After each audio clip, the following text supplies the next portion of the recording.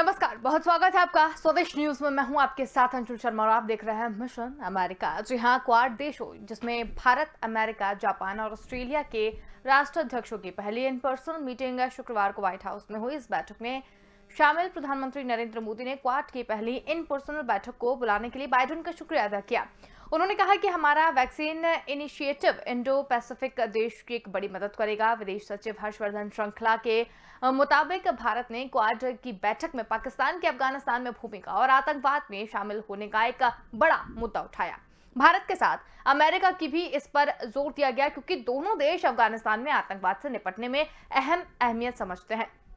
श्रृंखला ने यह भी बताया कि द्विपक्षीय चर्चा में क्वाड और शिखर सम्मेलन में स्पष्ट भावना थी कि अफगानिस्तान और आतंकवाद में पाकिस्तान की भूमिका को क्या ज्यादा सतर्कता से देखा जाना चाहिए। इसके साथ ही हम ग्राफिक्स के जरिए समझने की कोशिश करते हैं कि मोदी ने क्या कहा। क्वाड वैक्सीन पहल में इंडो पैसिफिक देश को मदद मिलेगी और इसके साथ ही क्वाड ने लोकतांत्रिक मूल्यों के साथ आगे बढ़ने का फैसला किया। इसके साथ ही 2004 में सुनामी के बाद पहली बार यहाँ पर इसका गठन किया गया था। हम एक बार फिर मानवता के कल्याण के वो साथ में भी आए और मोदी ने इस पर क्या कुछ कहा, आइए आपको सुनाते हैं। हम 4 देश पहली बार 2004 की सुनामी के बाद इंडो पैसिफिक क्षेत्र की मदद के लिए एक साथ आए थे। आज जब विश्व कोविड-19 पैंडेमिक से मुकाबला कर रहा है तो क्वाड के रूप में हम एक बार फिर मिलकर मानवता के हित में जुटे हैं। हमारा quad vaccine initiative Indo Pacific देशों की बड़ी मदद करेगा। अपनी साझा डेमोक्रेटिक वैल्यूज के आधार पर क्वाड ने पॉजिटिव सोच, पॉजिटिव अप्रोच के साथ आगे बढ़ने का निर्णय लिया है। सप्लाई चेन हो या वैश्विक सुरक्षा हो, क्लाइमेट एक्शन हो या कोविड रिस्पांस या फिर टेक्नोलॉजी में सहयोग, इन सभी विषयों पर मुझे अपने साथियों से चर्चा करते बहुत खुशी होगी।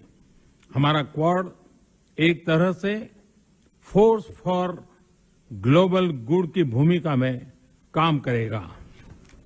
मुझे विश्वास है क्वाड में हमारा सहयोग इंडो पैसिफिक में और विश्व में शांति और समृद्धि सुनिश्चित करेगा। हाँ, वो हम आपको बता रहे हैं जिसमें जापान, ऑस्ट्रेलिया के पीएम भी इसमें मौजूद हो गए थे और इसके साथ ही क्वाड देशों के साथ एक मीटिंग यहाँ पर रखी गई जिसमें ये भी कहा गया कि आतंकवाद का मुद्दा यहाँ पर उठाया गया। इसके साथ ही हमारे साथ 2 मेहमान जुड़ चुके हैं चर्चा के लिए। रक्षा विशेषज्ञ हमारे साथ अमरदीप त्यागी जी जुड़े हुए हैं, इसके साथ ही अनुपम तिवारी जी हमारे साथ यहाँ पर जुड़े हुए हैं। आप दोनों का ही बहुत बहुत स्वागत है। तो अनुपम तिवारी जी, जो यहाँ पर बैठक रखी गई क्वाड देशों की और उसमें आतंकवाद का मुद्दा उठाया गया और प्रधानमंत्री नरेंद्र मोदी ने वाकई जिन पहलुओं पर बात की गई वो काबिल तारीफ है, आप क्या कहेंगे इस पर? देखिए, हालांकि क्वाड कोई मिलिट्री अलायंस नहीं है, क्वाड के माध्यम से कुछ रक्षा समझौते नहीं होते हैं, लेकिन फिर भी क्वाड अपने आप में पूरे विश्व में बहुत बड़ी भूमिका निभाने वाला है। इसके संकेत आज प्रधानमंत्री ने भी दे दिए और क्वाड के माध्यम से जो हमारे अरविंद श्रृंखला साहब ने जो बातें कही वो भी बहुत ज्यादा इंपॉर्टेंट है। यानी कि आतंकवाद के ऊपर मिलिट्री अलायंस न होते हुए भी आज क्वाड में बातें हो रही हैं। आज उन परिस्थितियों की बातें हो रही हैं जिसकी वजह से विश्व परेशान है और आतंकवाद का जो सबसे बड़ा शिकार रहा है पिछले हाल के दशकों में वो भारत रहा है और भारत इस चीज को बहुत ही चुनौतीपूर्ण ढंग से लेता है। आतंकवाद पूरी दुनिया की सबसे बड़ी समस्या है और आतंकवाद निभाने वाला जो मुख्य देश है वो भारत के पड़ोस में बैठा हुआ यानी कि पाकिस्तान। तो भारत की चिंताएं बहुत ज्यादा हैं और अगर विश्व इस बात को नजरअंदाज करता आया है आज तक तो उसने गलत किया है। भारत इन सब बातों को क्वाड के माध्यम से वर्ल्ड व्यू देने की कोशिश कर रहा है। इंडो पैसिफिक के ऊपर एक फ्री ट्रेड होना चाहिए, शांति बहाल होनी चाहिए, इसके बारे में ये चारों देश मिलकर के काम करेंगे। बेसिकली क्वाड बना ही इसी वजह से था। एक ये व्यापार समझौता था जो कि इंडो पैसिफिक की सुरक्षा के दृष्टिकोण से बहुत अहम था। तो इन सब बातों पे अगर नजर डालें तो ये मीटिंग जो हुई है ये बहुत ही सौहार्दपूर्ण रही है और इस पे आने वाले दिनों में विश्व को कुछ नए और चौंकाने वाले कुछ ऐसे गठबंधन देखने को मिल सकते हैं जिससे कि विश्व का आने वाले समय में काफी बदलाव आने वाला है। बिल्कुल, अमरदीप जी, अगर बात की जाए यहाँ पर जो मुद्दा एक बड़ा था आतंकवाद को लेकर, तो यहाँ पर बात हुई ही है, और उसके बाद क्वाड जैसी संगठन, जैसा कि अभी तिवारी जी ने बताया कि ये कोई मिलिट्री अलायंस नहीं है, उसके बाद में भी इस तरीके का मुद्दा यहाँ पर उठ रहा है। तो अफगानिस्तान और आतंकवाद में पाकिस्तान की भूमिका को सबसे ज्यादा एक तरीके से सतर्कता से देखा जाना चाहिए, ऐसा कहा गया उसमें। और पड़ोसी इलाकों में खुद को सहयोगी बताने वाला पाकिस्तान असल में समस्याओं की खुद एक बड़ी वजह है, ये भी बात यहाँ पर कही गई। तो ये एक महत्वपूर्ण मुद्दा था, इस पर प्रकाश डालिए। देखिए, ये तो सही है कि जब क्वाड का गठन हुआ, इसका बेसिक मुद्दा था डिजास्टर मैनेजमेंट और ह्यूमैनिटेरियन ग्राउंड पर देशों की मदद करना। लेकिन जिन परिस्थितियों से आज सारा विश्व जूझ रहा है, वो खाली प्राकृतिक डिजास्टर नहीं है, उसके अलावा मैन मेड डिजास्टर भी है। जैसे अभी जो कोविड का प्रकोप अभी खत्म नहीं हुआ है, तीसरी वेव की बात आ रही है और अभी भी पेशेंट दिन प्रतिदिन मिलते जा रहे हैं। उसके अलावा अफगानिस्तान की जो स्थिति है वो सबको जग जाहिर है कि इसमें क्या हो रहा है, और because of certain interest of certain countries, वहां पर जो दूसरे संगठन है वो कुछ नहीं कर पा रहे हैं, और उससे पूरे विश्व को फिर से खतरा है, विश्व की शांति को खतरा है। तो ऐसे समय में खाली व्यापारिक या क्लाइमेटिक चेंज को मद्देनजर रखते हुए बात के अलावा विश्व में शांति स्थापना की भी बात जो इस क्वाड में उठाई गई वो महत्वपूर्ण है। और जिस तरह ये चार देश हैं अपने आप में, इंडो पैसिफिक रीजन में ये चारों देश अपने आप में बहुत महत्वपूर्ण है। भारत की जो लोकेशन है वो स्ट्रेटेजिकली बहुत इंपॉर्टेंट है, उसी प्रकार से जापान है, ऑस्ट्रेलिया है, और ऑफ कोर्स अमेरिका तो है ही। तो इन चारों देशों का जो गठबंधन है वो एक बहुत ही फ्रूटफुल होने वाला है। जैसा कि पाकिस्तान को हम सभी कहते हैं और जानते भी हैं कि वो mother of all you can say terrorist, but Pakistan से ज्यादा खतरनाक चीन है। हमें चीन पे ज्यादा नजर रखनी होगी, और इन चारों देशों का गठबंधन चीन को काबू करने में बहुत एक महत्वपूर्ण भूमिका निभाने वाला है। देखिए, यदि हम चीन को कंट्रोल कर लेंगे, पाकिस्तान अपने आप कंट्रोल हो जाएगा, क्योंकि पाकिस्तान को सपोर्ट चाहिए, उसको पैसा चाहिए, उसको हर तरह से एक मॉरल सपोर्ट भी चाहिए, जो कि चीन उसको दिन प्रतिदिन प्रोवाइड करता है। तो चीन को काबू करना सबसे इम्पोर्टेंट है।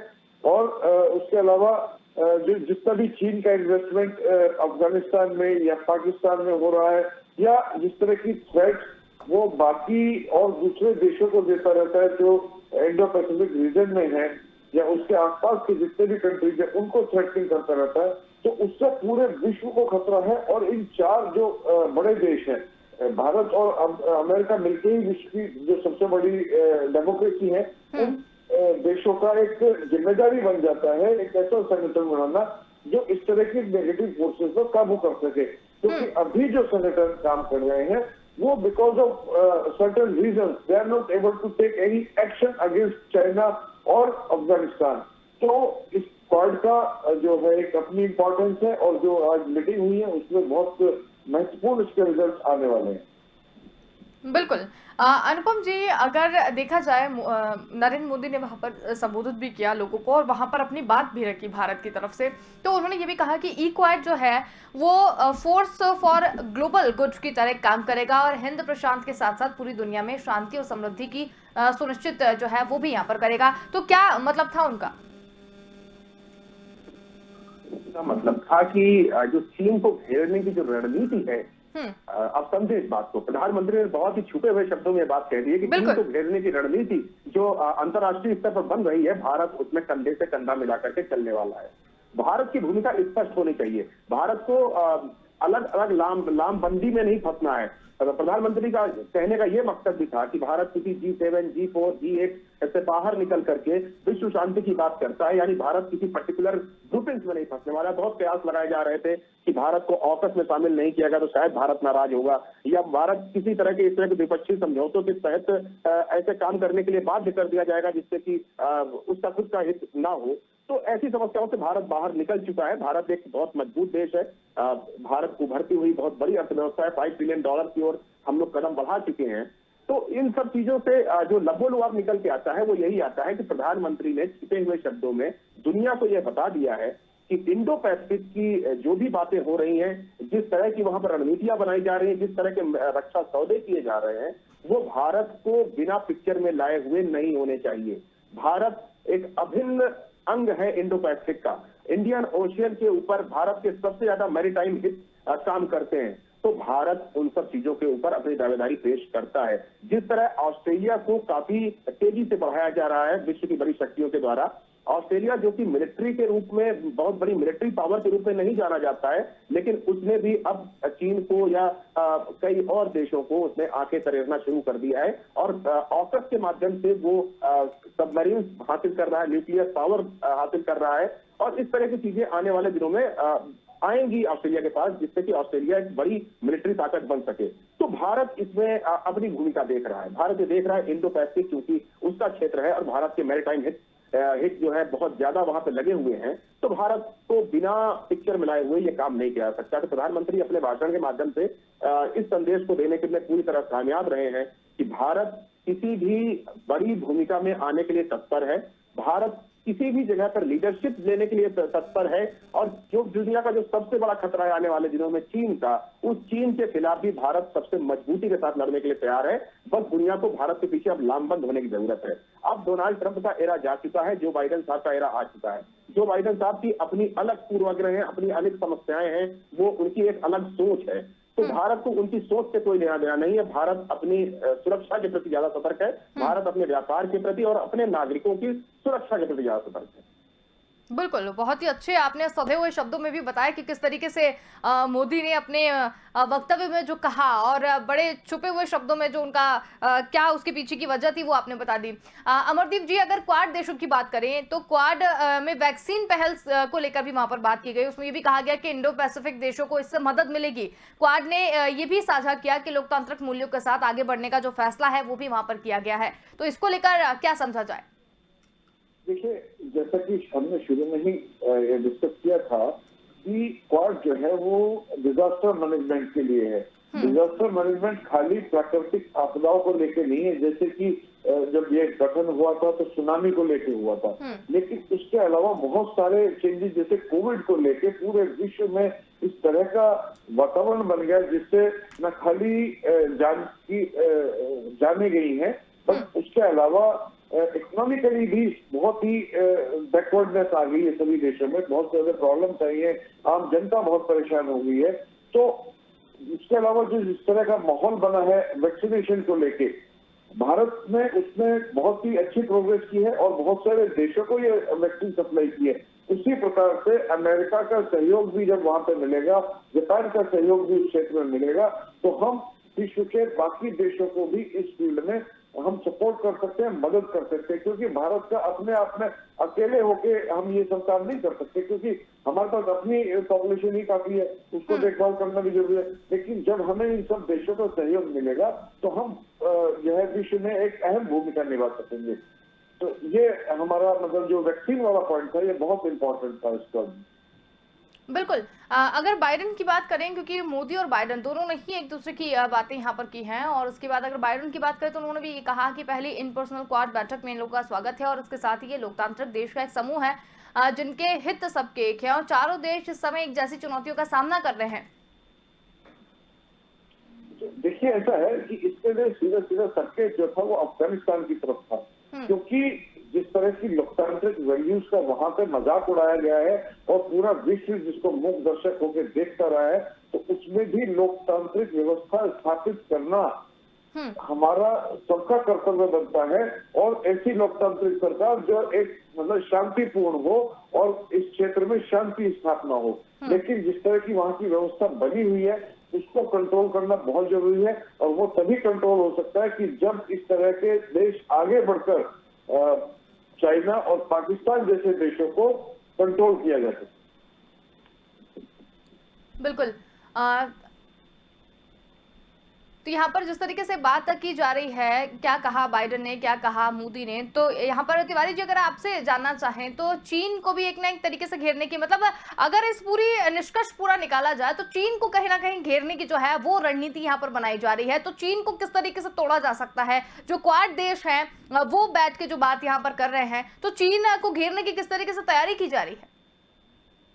अगर हम सिर्फ क्वाड के देशों के बारे में बात करें अंशुल, केवल यही 4 देशों की बात करें तो 2007 में जब पिछली बार क्वाड की इन पर्सन मीटिंग हुई थी, उस समय इंडो पैसिफिक के ऊपर जब सिक्योरिटी के डायलॉग की बात हो रही थी तब ऑस्ट्रेलिया ने इस चीज का विरोध किया था। जी। ऑस्ट्रेलिया ने कहा था कि वो इस हित में नहीं है कि चीन के ऊपर थोड़ा सा आक्रामक रुख अपनाया जाए। लेकिन आज देखिए, आज सिचुएशन ये है कि चीन के और ऑस्ट्रेलिया के जो आर्थिक तंत्र है वो लगभग टूट चुका है। जो आर्थिक लेन देन था उसमें काफी ज्यादा वैमनस्यता आ रही है, दुर्भाग्यपूर्ण हो चुकी स्थिति। और अब ऑस्ट्रेलिया इस पक्ष में आ चुका है कि चीन के ऊपर हर तरह के दबाव बनाने जाने चाहिए। मेरा कहने का ये मतलब है कि पिछले 10-12 सालों में ही चीजें बहुत तेजी से बदली हैं और फिलहाल पिछले 2 सालों में तो बहुत ही ज्यादा चीजें बदल गई हैं। आज सिचुएशन ये है कि चीन को काबू में करना बेहद जरूरी है।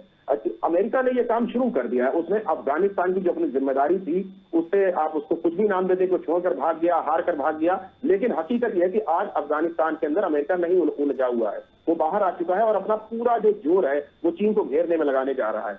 अब साउथ चाइना सी में, मलक्का स्ट्रेट में और इसके अलावा ईस्ट चाइना सी में चीन के सामने कई सारी मुश्किलात खड़ी करी जाएंगी और इसके लिए ही अमेरिका ने अब तैयारियां शुरू करी हैं। ऑकस के माध्यम से मिलिट्री अलायंस बना रहा है वो 3 बड़े देशों के साथ। वहां पर वो मिलिट्री के रूप में चीन को घेरेगा और भारत, जापान और ऑस्ट्रेलिया के साथ मिलकर के क्वाड में वो चीन को आर्थिक रूप से चोट पहुंचाने की कोशिश करेगा। जिस साउथ चाइना सी के ऊपर चीन दबदबा बनाने की कोशिश कर रहा है, जिस फ्री ट्रेड को चीन रोकने की कोशिश कर रहा है, उसका अब मुंहतोड़ जवाब दिया जाना चाहिए और शायद ये काम अब होने वाला है। एक चीज और आपको ध्यान दिलाना चाहता हूं कि जापान हमेशा से इंडो पैसिफिक फ्री ट्रेड का पक्षधर रहा है। जापान की अपनी भूमिका बहुत बड़ी है चाइना के आसपास और अगर चाइना का कोई नुकसान होगा तो उसका सीधा फायदा जापान को होता है आर्थिक रूप से। यानी कि बहुत सारी कंपनियां हैं वो बाद में जापान की ओर रुख करती हैं, तो शायद जापान भी इस मामले में बहुत तेजी से साथ देने वाला है। क्वाड का जो अब भूमिका है वो सिर्फ डिजास्टर मैनेजमेंट और आर्थिक समृद्धि और कोरोना वैक्सीन से आगे निकल करके अब मैं इसको एक अनकहे मिलिट्री अलायंस के रूप में भी देख रहा हूं और जो कि साथ ही साथ द्विपक्षीय संबंधों की बातें करेगा, जो इन चारों देशों के बीच में आपसी 2 गुट भी बना सकता है। ये भारत है वो जापान के साथ अलग रणनीति बना ले, भारत है वो ऑस्ट्रेलिया के साथ अलग रणनीति बना ले। देखिए कि भारत का जो मैरीटाइम हित है वो सबसे ज्यादा है, जैसे मैं पहले भी कहा था। और एक चीज और आपको ध्यान दिलाना चाहता हूं कि पिछले 1 साल से चीन के साथ बॉर्डर पर हमारे संबंध बहुत खराब हैं। पूरी एलएसी के ऊपर लगातार तनातनी बनी हुई है। भारत और चीन के बीच में लगभग युद्ध जैसे हालात बन चुके थे और इस हालात से निकलने का मुझे लगता है शायद भारत ने एक तरीका ढूंढा है और वो तरीका होगा कि जमीन का बदला समंदर में लिया जाए और चाइना के दांत समंदर में इकट्ठे किए जाए। कई सारी ऐसी पॉइंट्स हैं जहां पर भारत आक्रामक रूप से चाइना को धूल जमा सकता है। ऐसे कई समुद्र के ऊपर कई ऐसे पॉइंट्स हैं और शायद इसके ऊपर काम होना शुरू हो चुका है। अमेरिका का सहयोग रहेगा, पूरे दुनिया का सहयोग रहेगा, तो भारत इस चाइना को घेरने की इस रणनीति में बहुत अहम भूमिका निभाने वाला है और भारत इस पूरी ग्रुपिंग को लीड भी करने वाला है। अब 1-2 सालों में आपको सारी पिक्चर क्लियर हो जाएगी कि अमेरिका इस तरह की आक्रामक नीति क्यों बना रहा था। इसके पीछे सिर्फ और सिर्फ ये कारण है कि अमेरिका शीत युद्ध को नहीं दोहराना चाहता है। वो चाइना के साथ लड़ाई को बहुत लंबी नहीं खींचना चाहता है। वो चाइना को धीरे धीरे करके एक तरह से किनारे कॉर्नर कर देना चाहता है और भारत इससे बहुत फायदेमंद भी रहेगा भारत के लिए और भारत इस भूमिका में अग्रणी भूमिका निभाने को तैयार भी है। बिल्कुल। अगर अमरदीप सर चीन के रवैये की बात की जाए, क्योंकि ये एक मुद्दा भी उठा था इस बैठक में, चीन के रवैये से भी क्वाड देशों को चिंता है, तो किस तरीके की चिंता जो है वो चीन के रवैये से देखी जा रही है? जैसा कि अभी तिवारी ने भी कहा और पहले भी ये डिस्कस हो चुका है कि चाइना न केवल भारत के साथ बिल्कुल मतलब जितने मिलिट्रीली बिल्कुल लड़ने के लिए तैयार है, वो बाकी भी अपने आसपास के जितने भी छोटे छोटे देश हैं सबके ऊपर इस तरह की गिरफ्तारी देता रहता है। तो इसमें क्वाड खाली मतलब मैं कहता हूँ कि क्वाड जो है वो इम्पोर्टेंट तो है, लेकिन खाली क्वाड नहीं कर सकता। उसके लिए हमें साथ में जितने भी जो साउथ ईस्ट एशियन कंट्रीज हैं, चाहे उसमें वियतनाम है, चाहे उसमें फिलीपींस है, इंडोनेशिया है, मलेशिया है, कोरिया है, उस तरह उन सभी देशों को जोड़ना होगा, क्वाड को एक बड़ा संगठन बनाना होगा, तब हम इसको चारों तरफ से घेर सकते हैं। हालांकि कई जगह जैसे तिवारी ने बताया कि इंडिया जो है वो इस तरह की स्थिति में है कि चाइना को मुंहतोड़ जवाब दे सके, लेकिन फिर भी उसको खाली मतलब मिलिट्रीली तोड़ना इम्पोर्टेंट नहीं है, उसको इकोनॉमिकली भी क्षति पहुंचाना, या क्षति पहुंचाने के अलावा मैं सही शब्दों में कहूँ तो उसे इकोनॉमिकली भी कंट्रोल करना बहुत जरूरी है। उसके लिए हमें अपने व्यापारिक और दूसरे सांस्कृतिक संबंध जो है बाकी और दूसरे देशों के साथ बनाने होंगे, उनके साथ इस तरह के संगठन बना के और उनसे व्यापारिक समझौते इस तरह के करने होंगे जिससे कि चाइना का जो टेक्नोलॉजी का और जो व्यापार का जो विस्तार है उसको एक तरह से रोका जा सके। अदरवाइज उनको इकट्ठा करना, उनको जोड़ना भी अपने आप में इससे गोइंग हरक्यूलियन टास्क। तो मेरा कहने का तात्पर्य है कि क्वाड खाली इन 4 देशों से काम नहीं चलेगा, it should go quad plus, they should include other south eastern Asian countries जिनको जोड़ के एक बड़ा संगठन बनाया जा सके और इस क्षेत्र में सबकी जो सुरक्षा, चाहे वो मिलिट्री हो चाहे वो व्यापारिक हो, उस तरह की जिम्मेदारी एक संगठन ये 4 बड़े देश ले सकते हैं। बिल्कुल, यहाँ पर एक बात और निकलकर सामने आई है जिसमें हिंद महासागर में असर बढ़ाने की जो कोशिश है वो चीन कहीं ना कहीं कर रहा है। जापान कह रहा है कि चीन अपना अधिकार क्षेत्र बढ़ाने की कोशिश कर रहा है। बिल्कुल, ये तो मतलब continuous is neck to neck, but उसको कंट्रोल करने के लिए हमें दूसरे जो एरिया के जो दूसरे देश हैं उन सबको इकट्ठा करना होगा, क्योंकि ठीक है चारों के अपने अपने एक क्षेत्र है, अपने क्षेत्र में काम कर सकते हैं, लेकिन जब तक हम उसको सबको एक संगठन में नहीं जोड़ेंगे उस तरह की कार्रवाई नहीं कर सकते। तो उसके लिए सबको जोड़ना बहुत जरूरी है। बिल्कुल। अनुपम तिवारी जी, इस पूरी अगर चर्चा की बात की जाए, जो यहाँ पर क्वाड देशों की जो बैठक थी यहाँ पर, जिसमें मोदी ने भी बहुत सारी बातें कही, बाइडेन ने भी बहुत सारी बातें कही, तो इस बैठक का पूरा निष्कर्ष क्या निकला, क्या निचोड़ निकला है इस पूरी बैठक का? इस बैठक का निचोड़ देखिए यही निकला है कि क्वाड के बारे में बहुत सारी आशंकाएं हो चुकी थी। ऑकस के बनने के बाद से ऐसा माना जाने लगा था कि शायद क्वाड के ऊपर अमेरिका ध्यान नहीं देगा और क्वाड का जो महत्व है वो खत्म हो जाएगा। लेकिन इस क्वाड की बैठक में एक चीज तो निकल के सामने आई है कि क्वाड रहने वाला है और क्वाड बहुत ही अच्छी भूमिका पूरी दुनिया में निभाने वाला है। ग्लोबल गुड की बात कही जा रही है क्वाड के माध्यम से, यानी कि विश्व के अंदर शांति लाना, डेमोक्रेटिक वैल्यूज को लाना और इस तरह की चीजें करना जिससे मानवता को लाभ हो, वो क्वाड के माध्यम से संभव है। अमरजीत सर की बात से मैं पूरी तरह सहमत हूं कि क्वाड को अब बढ़ाने का वक्त आ चुका है। क्वाड में क्वाड प्लस की बात होनी चाहिए, कुछ और देशों को शामिल किया जाना चाहिए। और जो अगर आप कहें लब्बो लुआब क्या रहा या निचोड़ क्या निकला है, तो निचोड़ सिर्फ यही निकला है कि क्वाड के माध्यम से, ऑकस के माध्यम से, G7 के माध्यम से और अन्य तमाम ग्रुपिंग के माध्यम से अब चीन को घेरने का वक्त आ चुका है। चीन की जो बढ़ती हुई आक्रामकता है, जो उसकी खतरनाक इरादे हैं, उन पर लगाम लगाने का वक्त आ चुका है और दुनिया की जो बड़ी ताकतें हैं इंक्लूडिंग इंडिया, सब मिलकर के चीन के अब हाथ को रोकने की कोशिश करेंगी। उसको आर्थिक तौर पे, व्यापारिक तौर पर उसको मिलिट्री के रूप में भी जवाब दिया जाएगा। हर उस कोशिश को किया जाएगा जिससे कि चीन का जो बुरा तंत्र है वो बेनकाब हो। और बार बार डेमोक्रेटिक वैल्यूज की बात इसीलिए कही जा रही है क्योंकि इसका इशारा सीधा चीन की तरफ से। चीन एक तानाशाही देश है, चीन के अंदर लोकतंत्र नाम की चीज नहीं है और क्वाड चूंकि लोकतंत्र समर्थक देशों का एक संगठन है, लोकतंत्र, बड़ी बड़ी लोकतंत्र की संस्थाएं यहाँ पे काम करती हैं, तो सरासर इशारा इसी तरफ है कि चीन जहां पे डेमोक्रेटिक वैल्यूज नहीं है, जहां के नागरिकों को, आम नागरिकों को उतनी आजादी नहीं है, उसके जो बढ़ते हुए कदम है उनको रोकने का वक्त आ चुका है और क्वाड इसमें बड़ी भूमिका निभाने वाला है। मतलब ये मान लिया जाए बिल्कुल कि अब चीन की खैर नहीं है, क्वाड देशों के जितने भी लोकतांत्रिक देश हैं और जो क्वाड में शामिल हैं वो अब हाथ धोकर चीन के पीछे पड़ गए। हाँ, मेरा तो यही मानना है कि जब बार बार डेमोक्रेटिक वैल्यूज की बात ही इसी वजह से हो रही है, इसका इशारा सीधे सीधे चीन की तरफ है। जो बड़े देश हैं सब चीन से परेशान है। अमेरिका अपनी समस्याओं के साथ है, जापान अपनी समस्याओं के साथ है, भारत तो इतनी लंबी बॉर्डर ही शेयर करता है कि उसके साथ चीन की लगातार तनातनी बढ़ी रहती है। तो सबने अपनी अपनी समस्याओं के समाधान ढूंढ लिए हैं और सबके समाधान चीन के अंदर पाए जाते हैं कि जब तक चीन को काबू नहीं किया जाएगा हमारी समस्या नहीं मिटेगी। चलिए, बहुत ही अच्छी है चर्चा रही और इस पूरी चर्चा में जितना भी आपने बताया है बहुत ही अच्छा रहा और आप समय निकाल के हमारे साथ यहाँ पर जुड़े, बहुत धन्यवाद आपका। तो यहाँ पर हम बात कर रहे थे क्वाड देशों में भारत, अमेरिका, जापान और ऑस्ट्रेलिया के राष्ट्राध्यक्षों की पहली इन पर्सन मीटिंग शुक्रवार को व्हाइट हाउस में हुई और इस बैठक में शामिल प्रधानमंत्री मोदी ने क्वाड की पहली इन पर्सन बैठक बुलाने के लिए बाइडेन का शुक्रिया अदा किया। उन्होंने कहा कि हमारा वैक्सीन इनिशिएटिव इंडो पैसिफिक देशों के लिए एक बड़ी मदद करेगा। लेकिन इस पूरी चर्चा में निकलकर यही सामने आया है कि चीन जिस तरीके से आक्रामकता अपनी दिखा रहा था, चीन जिस तरीके से हिंसात्मक रवैया अपना रहा था, और उसको लेकर अब जितने भी लोकतांत्रिक बड़े देश हैं जो क्वाड में शामिल हैं वो अब चीन के पीछे पड़ गए हैं और अब चीन की बिल्कुल खैर नहीं है। और चीन को किस तरीके से रोका जाए, चीन की आक्रामकता को किस तरीके से रोका जाए, उस पर बात यहां पर हुई। फिलहाल के लिए इतना ही। देखते रहिए स्वदेश न्यूज। नमस्कार।